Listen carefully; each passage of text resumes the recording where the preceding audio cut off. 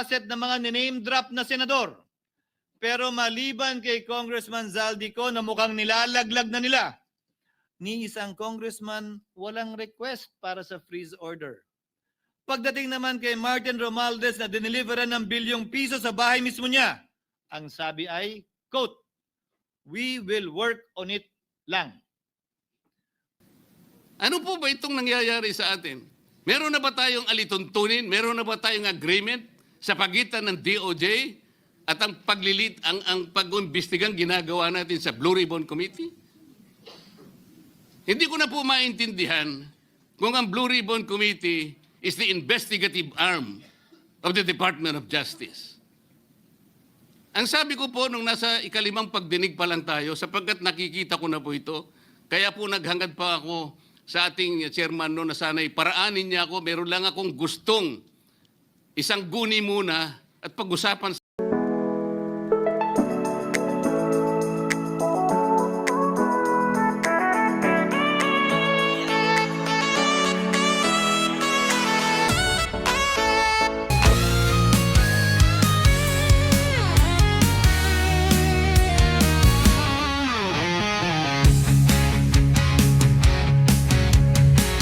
President, and thank you for that clarification and, of course, that manifestation. Mr. President, may we recognize our distinguished colleague, the former Senate President, our distinguished colleague from Sorsogon, no other than Senator Francis Chis Escudero. Yes, the gentleman from Sorsogon, Senator Francis Escudero, is recognized.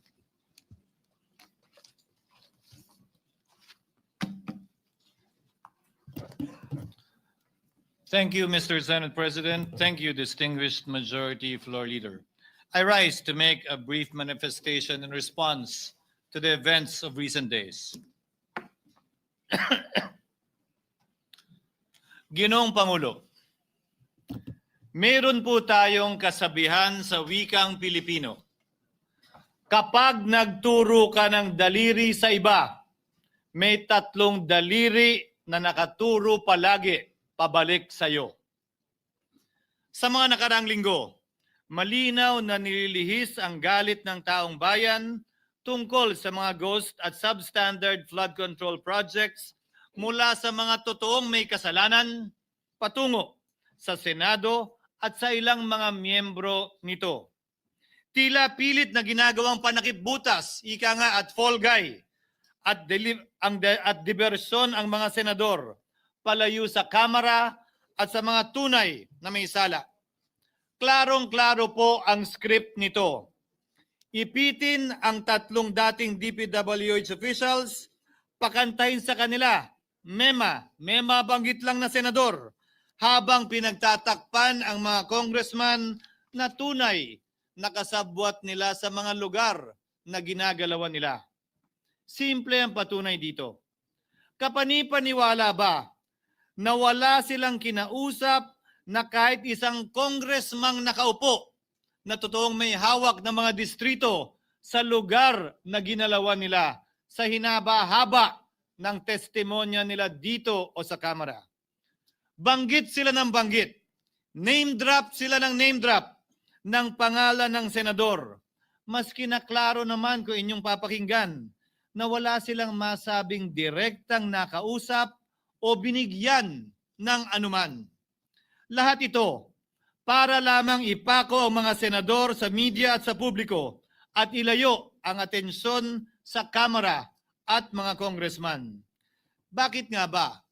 Dahil tila mas malaking isda, ika nga, mas mataas, mas kilala ang mga senador kumpara sa congressman? Umaasa sila na maiibsan ang galit ng tao sa kanila sa kanilang mga anomalya ukol sa flood control at tuluyan na silang makakatakas mula sa anumang pananagutan. Isang tao lamang, Ginoong Pangulo, ang nasa likod ng script at sarswelang ito. Siya ang dahilan ng kaguluhan, pagkakaaway-away, pagkakawatak-watak na ngayon yumayanig sa ating bayan, maprotektahan lamang ang sarili niya. Ang pangalan niya ay matagal nang bulong-bulungan sa bawat sulok ng bansa, pero ngayon, unti-unti nang sinisigaw ng taong bayan.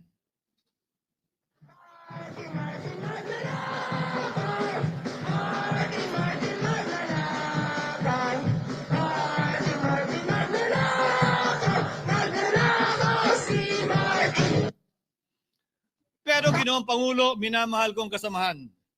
Bakit tila sa Kamara, dito mismo sa Senado, at sa ilang media, ay hindi pa din nila kayang sambitin ang pangalan niya? Pues, sasabihin ko, Martin Romualdez. Minsan ang binanggit ng mga diskaya ito mismo dito sa Senado, ang kanyang pangalan. Pero agad itong pinabawi nung humarap sila sa Kamara. Binanggit ni Master Sergeant Gutesa ang kanyang pangalan. Pero ultimo notaryo, natunto nila at pinabawi nila ang pagnotaryo. Buti na lang, huli na't nasabi na niya ang pangalan ni Martin Romualdez na pinanumpaan dito mismo sa ating Blue Ribbon Committee. Hindi ba't si Ginoong Gutesa ang hindi ba't si Sergeant Gutesa lamang ang bukod tanging testigo na walang kinalaman, hindi sangkot sa flood control issue, walang hininging immunity, deal o proteksyon kapalit ng kanyang pagtestigo? Siya ang kauna-unahang nagtestigo na personal na naghatid ng pera sa bahay mismo ni Martin Romualdez. Ang salaysay niya, Ginoong Pangulo, ay kumpirmasyon ng matagal nang isinisiwalat ni Congressman Chanco at Mayor Magalong kung sino ang ulo sa paglilimas sa kaban ng bayan na ating naririnig na rin. 13,803,693 with Congressman Saldico as proponent. For the record, ang binabanggit po nating Representative Elizaldico, siya po yung chairman ng House Appropriations Committee. Walang kaduda-duda yan. Ito nga, hirap na hirap silang banggitin pa yung isa sa mga mastermind nila dyan, si Saldico. Hirap na hirap pa silang banggitin. May isa pang mas mataas sa kanya? Hindi naman gagalaw yun kung walang... Siyempre, hindi naman gagalaw yun kung walang pahintulot yung mas mataas sa kanya. Just the House Speaker. Ginoong Pangulo, pahintulutan niyo po ako magkwento ng konti upang patotohanan ang mga salitang ito. Taong 2023 nung tinalaga si Ginoong Kiko Laurel bilang kalihim ng kagawaran ng agrikultura. Bilang suporta sa kanyang mandato, tinanong ko noon ang isang simpleng katanungan sa budget process natin. Bakit mas malaki ang pondo ng flood control kesa sa agrikultura? Why is it that the budget for flood control is bigger than the budget of the Department of Agriculture or the agriculture sector as a whole? The fifth biggest allocation, not even a department, is flood control. And allocating a measly 31 billion for irrigation, for rice. Why?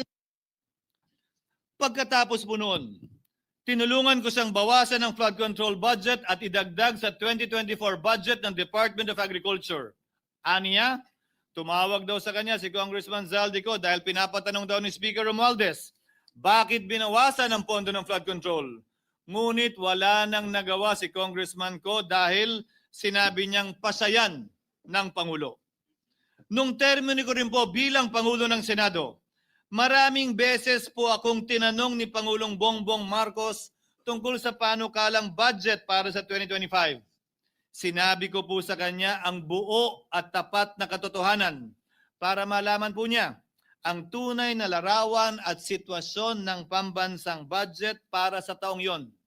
Ito marahil, Ginoong Pangulo, minamahal kong kasamahan, ang isa sa mga dahilan kung bakit pinag-utos ng Pangulo ang pag-veto at pag-for late release o FLR at pag-hold ng malaking bahagi ng budget nila. Marahil, isa rin ito sa mga dahilan kung bakit ninais ng Pangulo na matanggal si Congressman Zaldico bilang chairman ng House Committee on Appropriations dahil sa mga inilahad ko at marahil na-discover din ng Pangulo kaugnay sa 2025 budget. Hindi malayo, Ginoong Pangulo, na naganap din ang mga ito noong 2023, 2024 at mga nauna pang budget kung saan napakaraming ghost at substandard projects ayon kay Secretary Vince Dizon at ayon mismo sa talumpati ng ating kasamahan na si Senator Ping Lacson. Ngunit marahil ay walang naglakas loob na sabihin ang katotohanan kay Pangulong Marcos o magsumbong sa kanya kaugnay sa ilang mga bagay na ito bago ako. Nais ko din pong kumpirmahin ang sinabi ni Congressman Toby Chanco na ang pag-file ng impeachment complaint laban kay Vice President Sara Duterte ginamit na paraan ni Speaker Romualdez para mag-release ng pondo nila na naka-FLR or for late release bago mag-eleksyon. Maski na alam po niya na hindi po ito kayang talakayin ng Senado hanggang sa Hunyo pa mula nung simula. Ulitin ko, ginamit ni Martin Romualdez ang FLR at ang pangalan ng Pangulong Marcos upang itulak ang kanilang unconstitutional na impeachment complaint. Sabi nila, pumirma kayo dahil kung hindi lalabas ang pondo nyo na naka-FLR bago mag-eleksyon. Subalit, Ginoong Pangulo, hindi ito umubra. Hindi ito umubra dahil tinanggihan ito ni PBBM.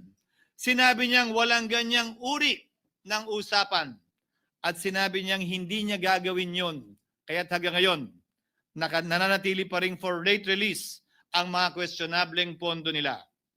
And that is why, Mr. President, distinguished colleagues, at the height of the impeachment controversy and amidst the passion of some sectors to remove the Vice President at all costs, I urged prudence and level-headedness because I knew that greed and not accountability was the reason behind it. In the end, Mr. President, the Supreme Court vindicated us. The Supreme Court vindicated us by saying, among others, quote, "There is a right way to do the right thing at the right time. This is what the rule of just law means." Close quotations. Ginoong Pangulo, sinisi po sa akin ni Speaker Romualdez ang pagkakatanggal kay Congressman Zaldico. Sinisi po niya sa akin ang pag-FLR or for late release ng kanilang mga proyekto. Sinisi po niya sa akin ang pagkakadismiss ng impeachment complaint laban kay VP Sara na nakikita niyang makakatunggali niya sa susunod na halalan. Sinisi din niya po sa akin ang pagkakasira ng kanilang maitim na balakin sa 2025 budget ng mga nagdaang taon. Ginoong Pangulo, naging tapat ako at ginawa ko lamang ang aking tungkulin. Kung ano ang tingin kong tama at nararapat para sa bansa at sa sambayanan. Subalit, sa kabila po nito, nagsimula na ang lahat ng bira, paninira at kaso laban sa akin at sa Senado. At ang nasa likod ng lahat ng ito, walang iba kung hindi si Martin Romualdez. Ika nga ni Mayor Magalong na ngayon lamang nakita ko sinisiraan na rin ngayon. Bakit ko ba nilabanan at binisto sila Speaker Romualdez mula noon hanggang ngayon kung kasabwat at kasapakat lang din nila ako? Hindi ko po gagawin yon. Ang nagsangkig ng tennis court, ang nasabing gusali sinimulang pinatayo noong ika-6 ng Oktubre taong 2022 at ang kontraktor, ang St. Gerard Construction na pagmamayari ng mga diskaya na nasangkot ngayon sa mga manumalyang flood control projects. Dahil dito, kwenasyon ng ilan ang pagiging special advisor ni Mayor Benjamin Magalong sa ICI. Lalabanan ko ba yung ang lalakas na yan, sila Speaker? Lalabanan ko ba yung mga mayayaman na yan? Kung ako'y bulok, I fought for what is right. Ano nga ba ang ginawa nila sa akin? Una, hinalungkat ang isyu ng campaign contribution na tinanggap ko mula sa isang individual na may-ari ng kumpanyang nakakuha ng kontrata sa gobyerno.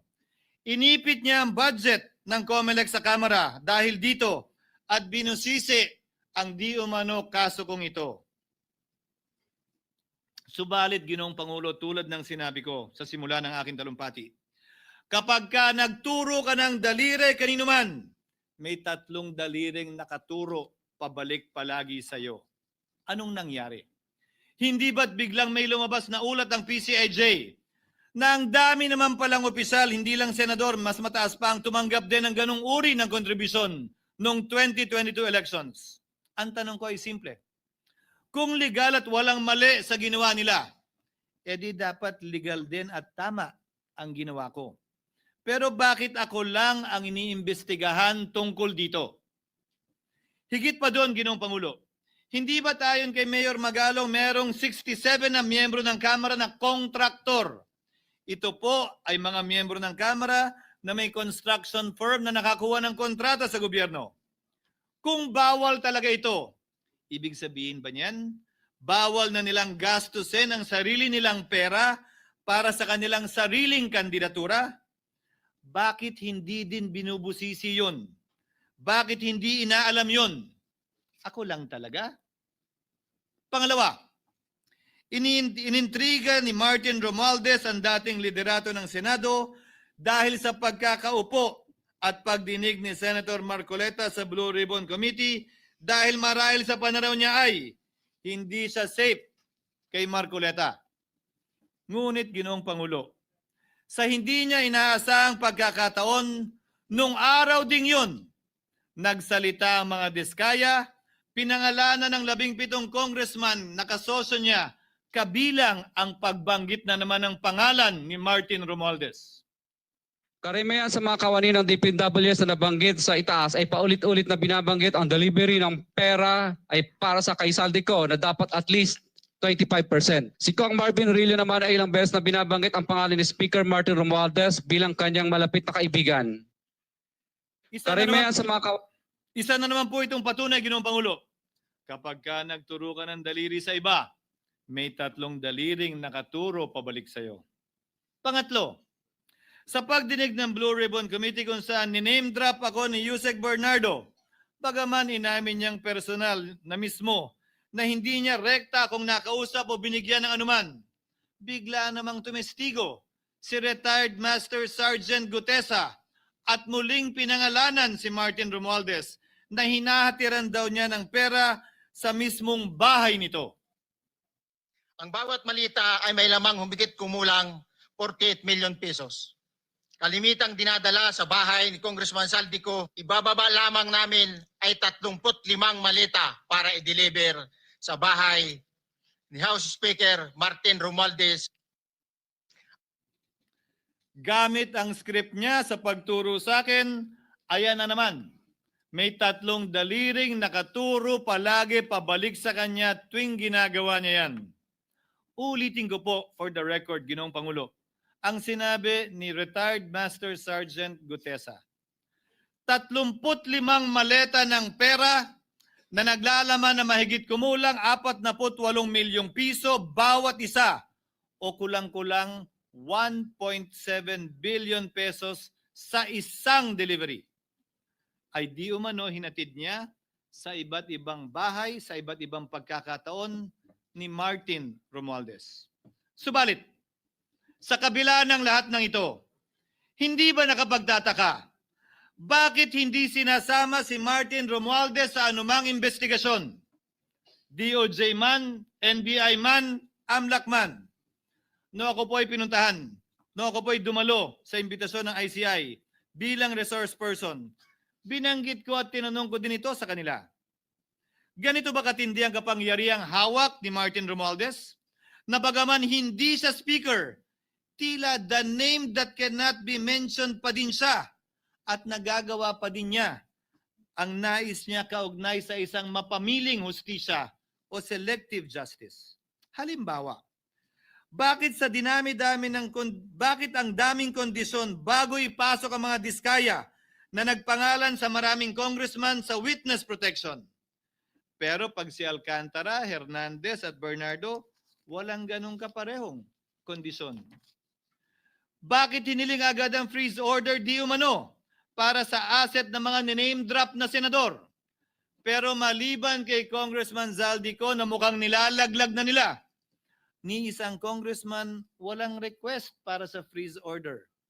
Pagdating naman kay Martin Romualdez na dineliveran ng bilyong piso sa bahay mismo niya, ang sabi ay, quote, "We will work on it lang." Bakit interesado ang lahat sa 6 na senador na idadawit di umano ni Bryce Hernandez na handang-handa tayong alamin sana kung sino-sino sila para mapagpiestahan natin sila? Pero nung sinabi ni Bryce na hindi pala senador, kung hindi kongresista lamang ang papangalanan niya, aba, biglang naglaho ng parang bula ang atensyon. Parang wala na nagtanong. Parang wala nang interes para alamin. Sino-sino nga ba yung mga yan? Kung ako po yung tatanungin nyo, alam ko merong 6 na senador eh. May nagtatanong sa akin, bakit wala si Cheese? And my answer to that is, I'm almost sure, though probably hindi ma-mention si Cheese simply because walang insertion doon. Si Sa Bulacan. Escudero, o wala doon. Hindi po, Senator, yung laman nung computer ko. So fake news yun, ha? May 6 na senador na nunumbrahan mo daw. Mga congressman yung nasa computer mo. Yes, yung nasa computer ko po, Congressman po. Okay, thank you.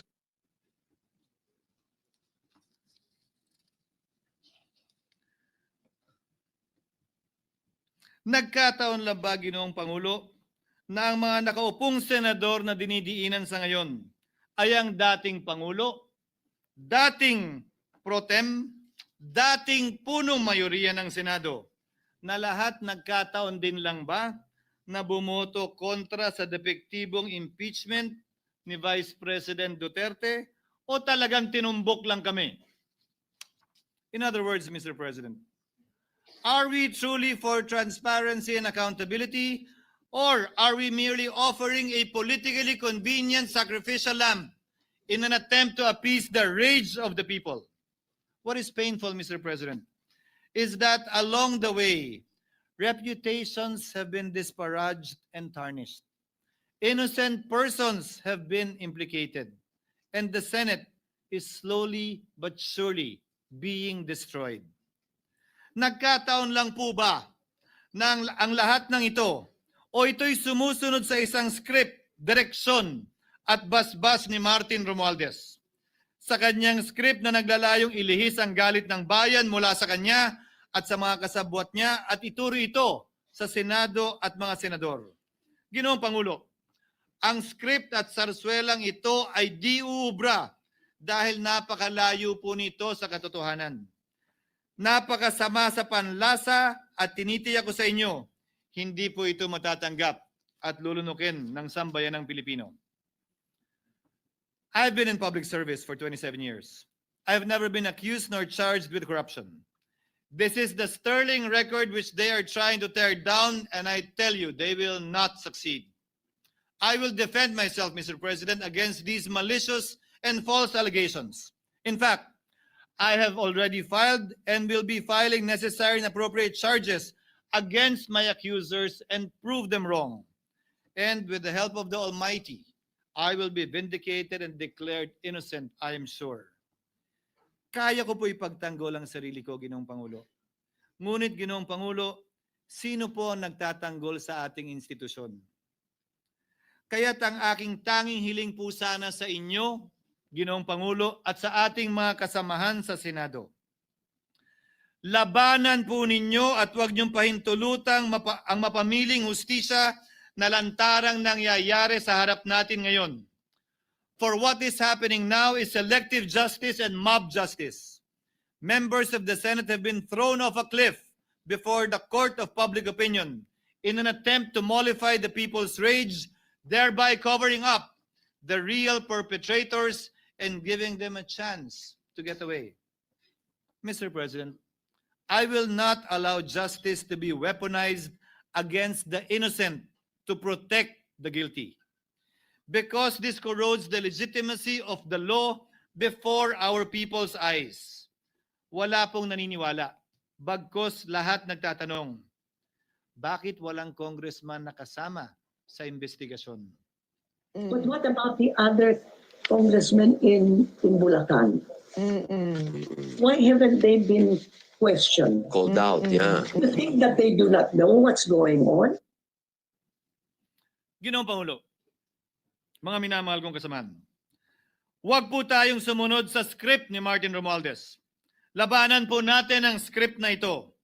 Pasagutin at imbestigahan lahat ng niname drop at nabanggit, congressman man, senador man at iba pang opisyal, at dapat kasama dito si Martin Romualdez. Ginoong Pangulo, hindi ba natin nakikita na pili tayong pinag-aaway-away? Mayaman, mamamayan laban sa lingkod bayan, lokal laban sa nasyonal na opisyal, congressman laban sa kapwa congressman, at ngayon, senador laban sa kapwa senador, pamilya laban sa pamilya, Pilipino laban sa kapwa Pilipino. Ginoong Pangulo, tandaan po natin, mas madaling manipulahin at ang nag-aaway at nagkakawatak-watak na bansa. At ito ang eksaktong gusto nilang mangyari. Ito, sa aking paniniwala, ay bahagi pa din ng script at sarswela na nais palaganapin ni Martin Romualdez upang lituhin, guluhin, linlangin at sirain ang ating lipunan at bansa para lamang huwag siyang mabisto. Sana ay huwag nating payagang mangyari ito. Ginoong Pangulo, tulad ng sinabi ko sa simula ng aking talumpati, sa kada mapang-akusa at mapanghusgang daliri na ituturo ninyo sa inyong kapwa, lalo na kung walang basihan, merong 3 daliring palaging nakaturo sa iyo pabalik.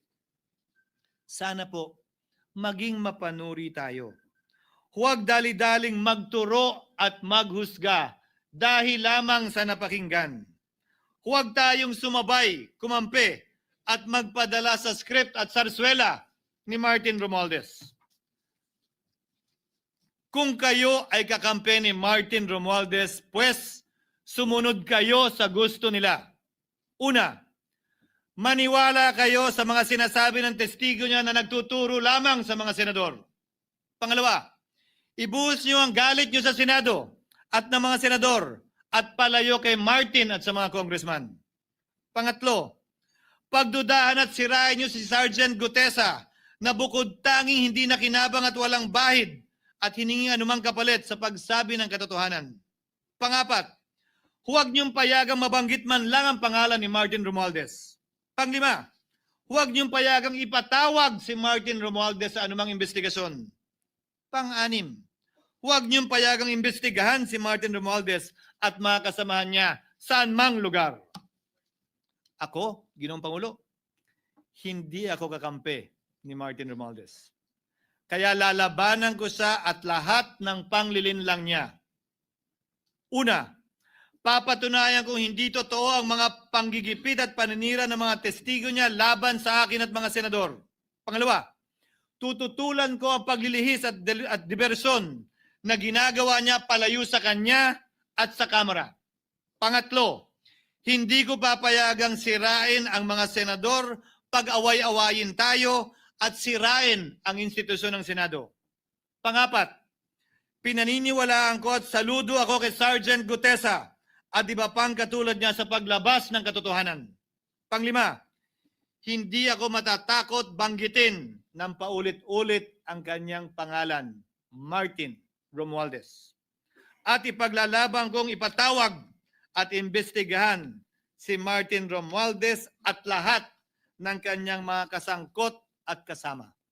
Ginoong Pangulo, mga minamahal kong kababayan, kung nais niyong lumitaw ang katotohanan, kung nais niyong panagutin ang tunay na salarin, kung nais po niyong makulong ang tunay na may kasalanan, huwag ninyong kampihan si Martin Romualdez.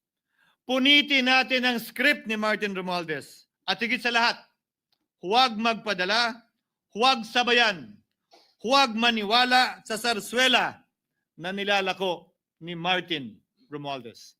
Maraming salamat po, Ginoong Pangulo, at magandang hapon po sa ating lahat. Thank you, Senator Francis Chis Escudero. Majority Leader. Yes, for minute suspension, Mr. President. Tarlac and Pampanga, no other than Senator Rodante Marcoleta, Mr. President. Senator Rodante Marcoleta is recognized.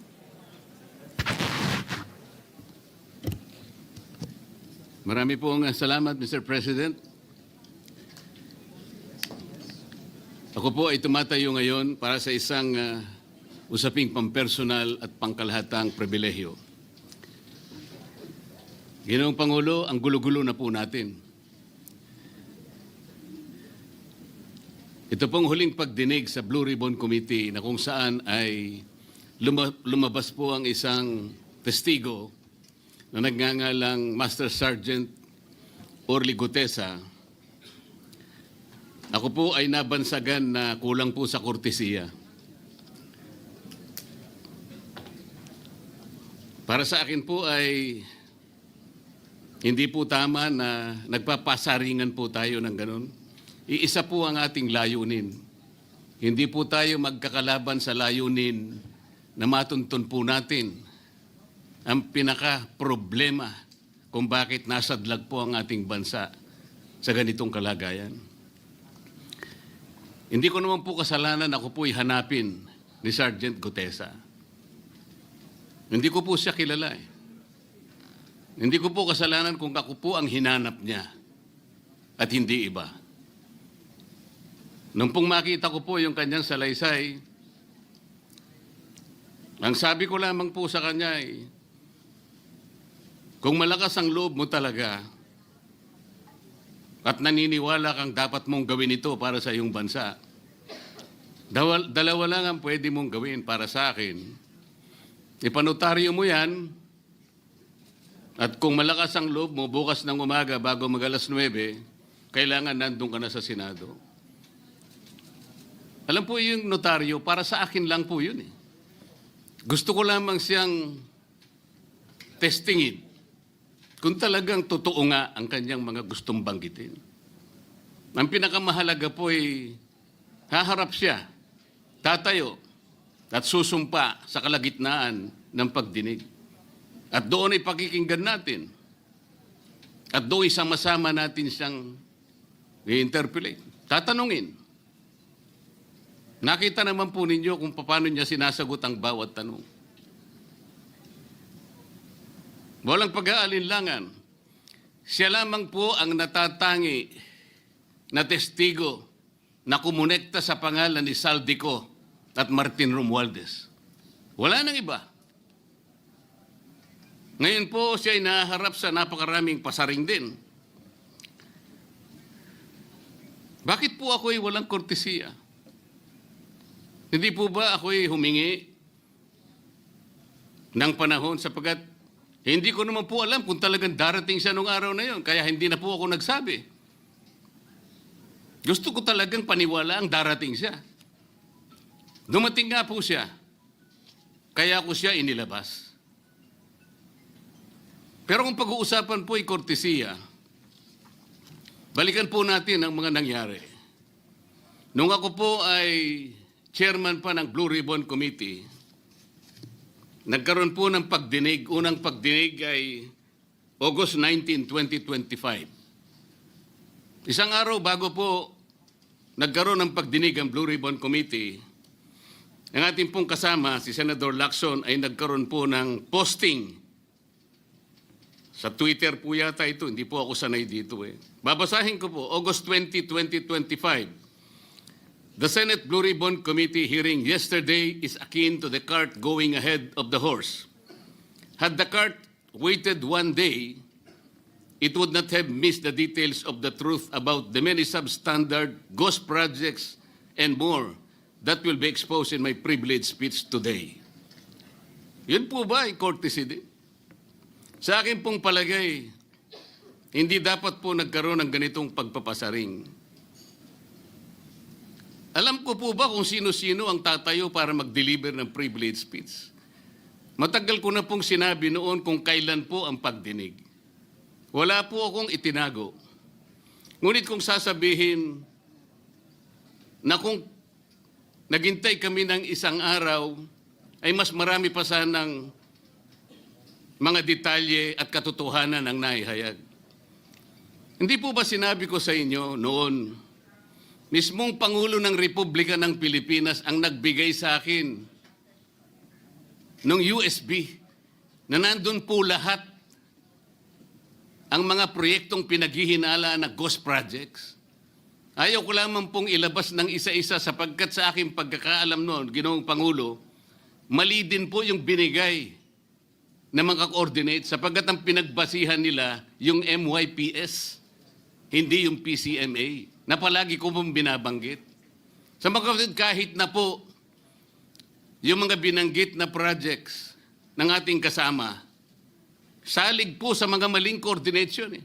At saka konti lang, pinili lang.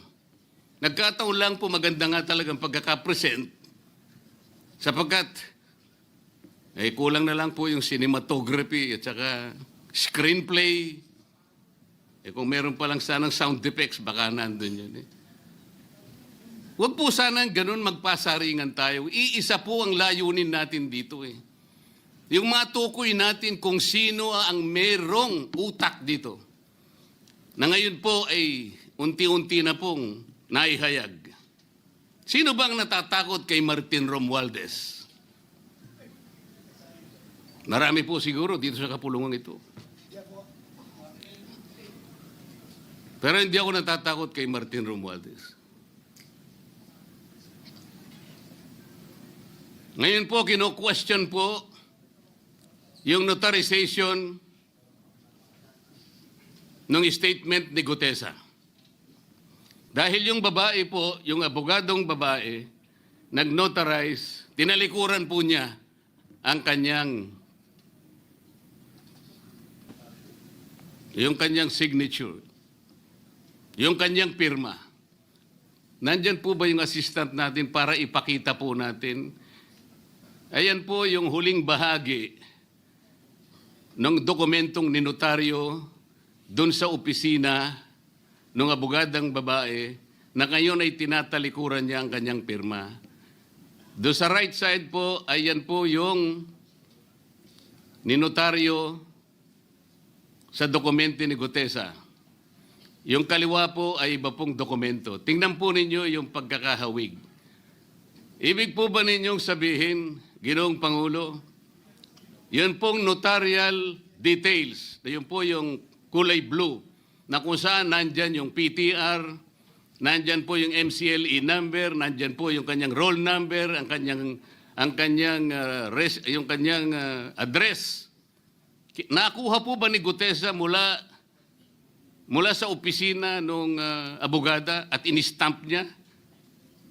Pagkatapos po yung detalye na nasa bandang kaliwa na kung saan makikita nyo document number, page number, book number, series of 2025. Makukuha po ba ni Gutesa mula sa libro, mula sa notarial register ng abogado? Paano niya makukuha? Tingnan po ninyo yung kabila, ganun din. Bakit po natin hahanapan ngayon si Gutesa at sasabihin pa natin dahil lamang tinalikuran ng babaeng nagnotaryo ang kanyang pirma? Pangkaraniwan na po kasi, Ginoong Pangulo, kahit pumunta kayo sa maraming lugar na kung saan nagnunotaryo, hindi nyo po makikita roon ang abogado. Iaabot nyo lang sa kanyang papel ninyo, pagkatapos isosoli niya sa iyo, pagkatapos nyo magbayad.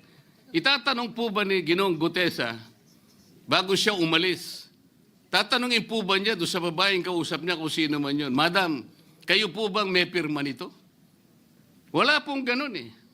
Ngayon, kung tatalikuran po ng abogado na yon ang kanyang pirma, ako na po mismo ang magdidirect ng prosecution sa kanya para ma-disbar siya. Sapagkat ginagamit po niya yung opisina na yon.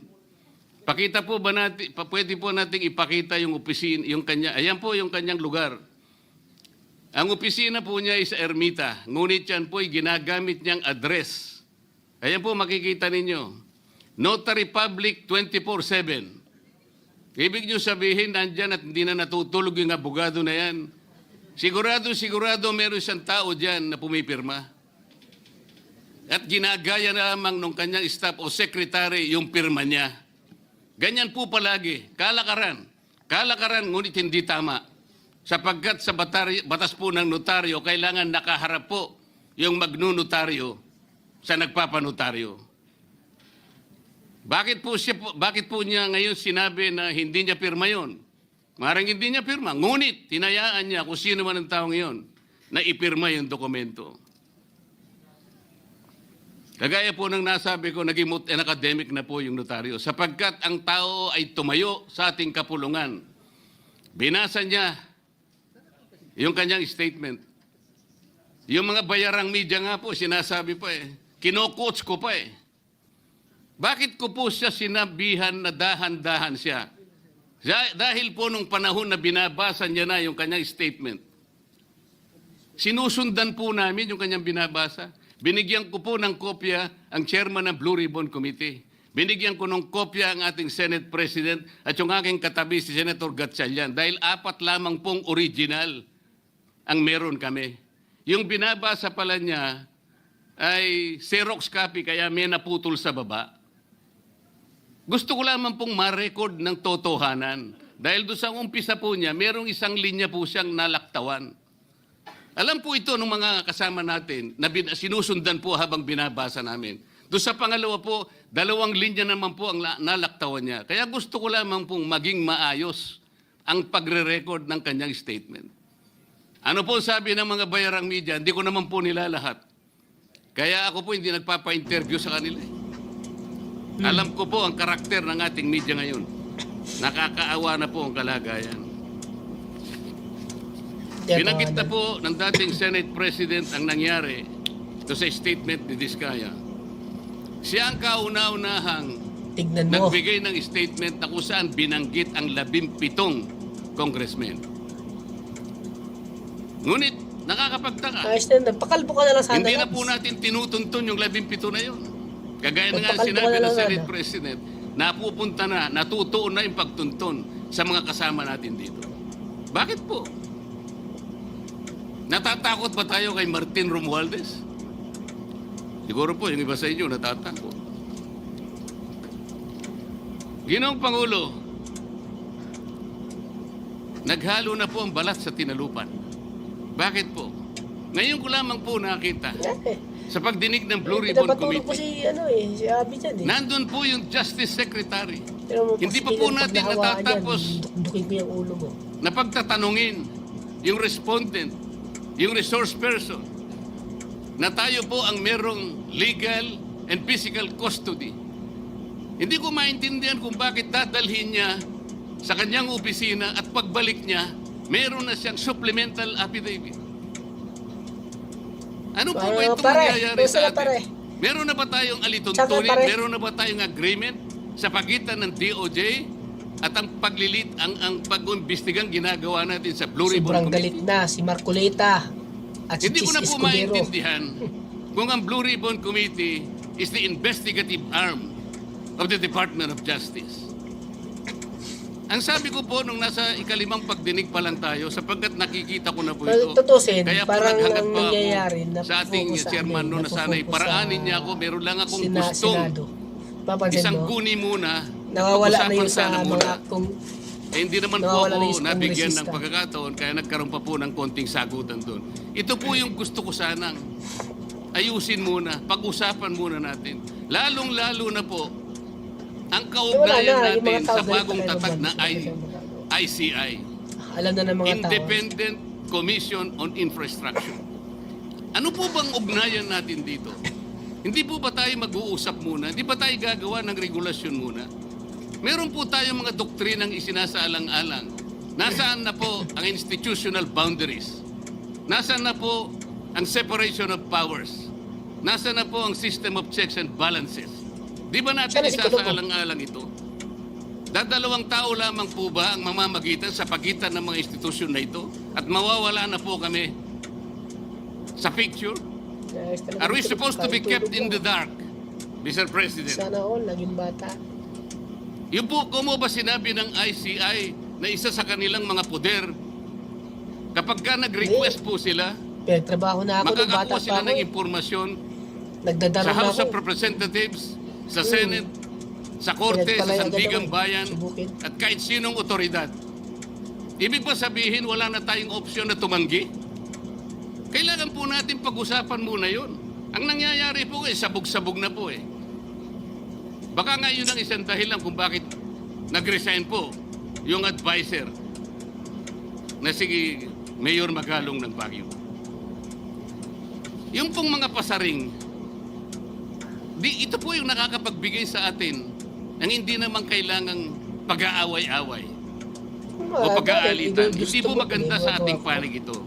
Tingnan lamang po natin yung interview sa DCMM ng ating kasamahan, chairman ng Blue Ribbon Committee, Bakit lang sa'yo naman ganyan kung ng bagay mga naman host sa'yo si kung Victoria Tulad pulis ka na lang ganyan. at si Christian Yosores noong Magaling yung September mga pulis. 28, 2025. Oo, babae. Ang tanong po Hindi naman nila, ikaw lang may ganyan na ilang hearings pa ang nakikita ninyong gagawin ninyo? Magaling pala si Inok magupit. Ang sagot po ng ating kasama, Senador Lacson, yun ang hindi ko pa masabi. Dahil kung may bagong Wala na lumalabas pantay, na mga testigo at masustansya yung sasabihin, Hindi nagpantay. meron pang mga kakulangan na dapat na mapunuan, magtawag tayo ng pagdinig. Tama naman po yun. Pero ito pong pangalawang saknong, ang sabi po, pero kung paulit-ulit lang Mahal at pa yung masa-sidetrack isda. o kaya palihis yung direksyon ng inquiry, yun ang i-assess namin kasi medyo Mahal eh. lumihis Ang na. lalaki pa. Ano po yung lumihis? September 28, dito lumabas si Master Sergeant Orly Malaki. Sobrang Gutesa. laki. 5 Lumihis kilos po eh. ba o dumiretso? Saan ko ilalagay yun? Mula kay Saldico, ikinonekta po niya kay Martin Romualdez. Meron, Sa akin palagay, ano, dumiretso po, kumakain hindi lang tayo naman ako lumihis. dito pag ano lang is. Pagkatapos Sunday. tinanong pa po, do you think po coach po si Gutesa? At iba pong observation Saturday. baka si Senator Dante Marcoleta Wala dahil akong friend. parang sinabihan siya nung nagbabasa siya. O Oo, yan, nalimutan mo, pag balikan mo binili mo itong yung paragraph na ito. Naipaliwanag ko na po kung bakit ko lamang sa sinansala at sinabi kong Nagre-record balikan kasi mo ako para sapagkat ilalagay ko yung meron nga mukha ko po dun siyang sa nalalaktawan video na base po ginawa sa ko sinusundan namin na binabasa niya na dokumento. Nare-record ko yung mukha Ang sagot po yung, ni ano, Senador Lacson, medyo natawa pa nga siya, kunyari nakikinig kayo ako. nang humusga sa lahat ng yan. Para original sa akin. Tayo galing nag-viral yun. na. Siguro, ang sasabihin ko na lang, yung hula nyo, yun ang hula ko. O hula ko, hula nyo. Parang your guess is as good as mine. Hindi po maganda yung Hindi nga inference. yun. Ngayon, ang isda ngayon, iba Parang- na yung isda parang na, pag- parang- isda na nano to yung bili ko eh. Wala kasi Parang nung bumili ako lumilitaw, nung kinots nakaraan, ko eh. wala yung silver fara. Bilang isang abogado, magmula po Iba no yung ako'y meron. maging abogado. Niinisip, hindi ko po ginawa yung mga bagay na ito. Ako Kumisan nung nga bata ako ko, wala akong ganyan. Hindi na abogado, sila pa yung Ito nagsasabi. lang. Nung bata ko, Katulad hindi po ako ni nakaranas tulad Saldi yung ko. laruan. Ang sabi ko lang naman po Nung bata ako, hindi ako nakaranas matunog tulad na yung laruan. pangalan niya. Napakaraming sources na nagsasabi, kumukonekta sa Kahit kay nga yung Saldi ko. malilit lang Pwede na ba ano, natin yung siyang malilit imbitahin? na mga toys, oh. Ang sabi po, Mahirap lang kasi kami. hindi na raw siya imbitahin because of interparliamentary courtesy. Ang sabi ko po, ang interparliamentary courtesy hindi po nalalabag kung iimbitahin lang siya. Pura pa noon. Kaysa Halimbawa, ngayon, invitation tsaka, letter ano, lang. Nagawa Hindi ko po halata yun ang proxy kay Congressman Toby Chanco. Voluntaryo po yun. Kung darating Ngayon, siya, salamat. Kung hindi siya darating, okay lang. Ngunit, ang pinag-uusapan natin ay problemang kasangkot na po ang kinabukasan ng ating bansa. Isipin mo naman Sasabihin kasi, pa natin interparliamentary courtesy? Hindi na nahiya talaga sa sarili. Nakikinig Kung po saan ang pa yan, buong sinunod bayan. na si Tatakpan Tampalos. po ba natin dahil sa interparliamentary courtesy? Nakasulat po ba sa bato yun? Absolute po ba yun? Sinunog. Yun po yung aking ikinasasama ng loob eh. Hindi po tayo dapat mag-away-away. Iisa po ang ating layunin. Ang ating bansa Ano nga ang yan? pinaka-importante sa ating pag-eleksyon lahat. kasi yung motibo nila. Bakit po kinakailangang Alam mo kung ilihis bakit? natin? Bibilihin kasi Bakit nila po yung tayo eleksyon. gagawa ng paraan para Yun pagtakpan ang po natin ang katotohanan hindi niya kaya dapat kung bakit siya pagtakpan? nag-iipon ng Ginoong pera Pangulo, para bilhin ngayon niya po'y yung- masasabi ko, yung si boto Master ng mga Sergeant tao. Ano naman Orly yun? Gutesa Kasi gusto niya maging ay presidente mas kasi. credible pa po